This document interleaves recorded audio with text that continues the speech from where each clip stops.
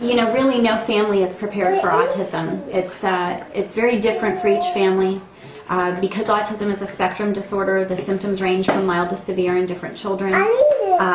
But it impacts the entire family, from parents to siblings to grandparents. And, you know, like I said before, I could send families to the top doctors in the country and it wouldn't make a difference because we're all still guessing and this disorder is still highly under research. Autism is a developmental disorder and a neurological disorder. We can't quite explain it. There are some theories to explain what might cause autism. There's a vaccine theory, which of course is very controversial.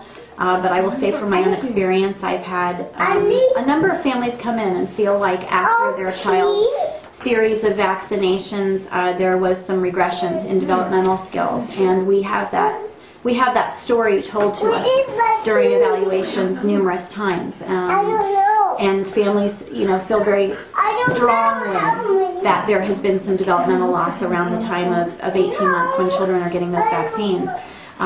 There is a theory called leaky gut syndrome, that children might have a leak in their gut and have gastrointestinal concerns, maybe high levels of metals and leads that might lead to a toxicity for the brain.